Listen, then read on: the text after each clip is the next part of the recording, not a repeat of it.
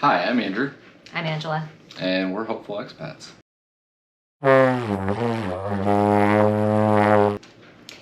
We are currently living in the US and we're just at the very beginning of what is hopefully going to be our expat journey. We just decided, really, that we're going to do this. We're going to move abroad, and we're not going to talk a lot about our reasons. They're mostly personal. You may or may not agree with them, but we're not going to talk about our reasons here.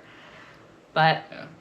No point in getting into all of that. This is more about our journey and how it takes us, and then how long it takes us, and what we have to do, just so that if somebody else out there is thinking about being an expat, maybe this helps them.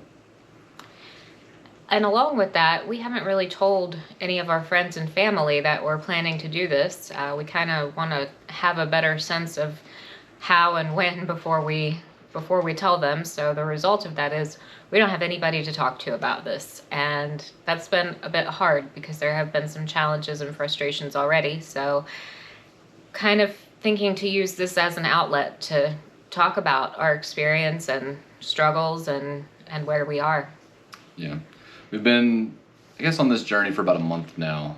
We've been talking about this for probably the better part of a decade, but really just decided about a month ago to kind of just start going for it. And it's definitely been interesting. So where we're focusing on is Northern Europe, and our top three are Norway, Denmark, or the Netherlands. If you're curious how we settled on Denmark, the Netherlands, and Norway, partly it's because we've been there and just kind of know that it's awesome. But we've done a lot of research as well. We took many countries and looked up a lot of information about them, and did a nerdy thing and made a decision matrix and plugged all of those values in, and kind of what we thought, I think, going in was what came out. And what we've been doing so far is applying to jobs, and we've also gotten our information in with several recruiting agencies. Yeah.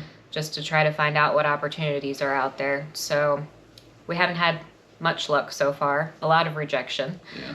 As far as applying for jobs, what we've encountered is we feel like we're stuck in a little bit of a loop, because a lot of the jobs that we apply for say that you have to already have a residence permit, and of course to get a residence permit we have to have an offer for employment. So we feel stuck.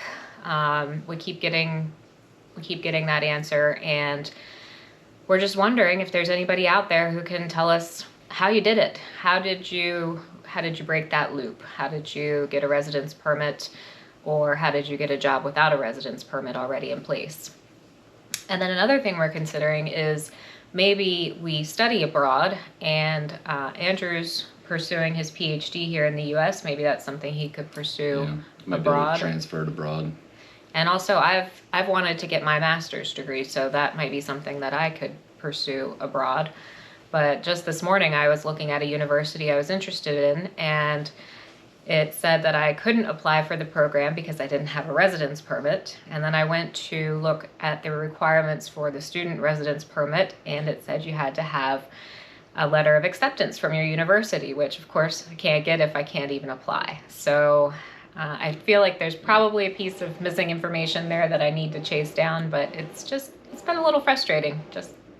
I definitely have had some feedback from a recruiting agency in the Netherlands where basically they said that the companies they work for, which are basically the companies that I want to work for. I see a lot of listings that are crossed, and that they wouldn't even want to have, this recruiting agency didn't even want to help me because I didn't live in the Netherlands already, and that basically their companies have found that it's not worth sponsoring somebody because it takes too long, or the process is too convoluted, and people don't end up getting their visas.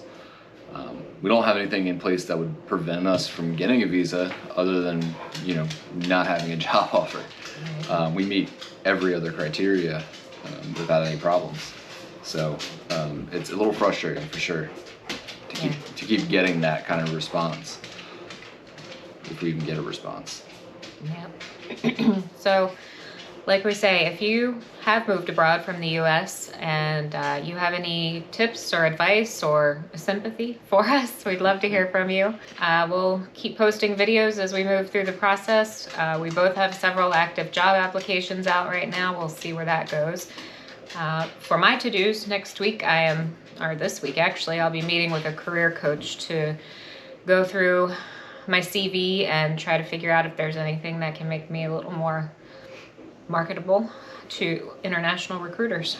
Yeah, I've got a phone call with a recruiting agency on Tuesday, and then I submitted to a recruiting agency, and through that process, they took my CV and put it through a CV company, and I got the feedback from that this morning, and it was pretty interesting, pretty kind of enlightening, things that I certainly didn't think about. And so, now I'm kind of debating, is it worth setting up some sort of consultation or having them kind of write the CV, or if I can adjust it by myself. So I'm going to be playing around with that a lot and keep looking and applying for jobs.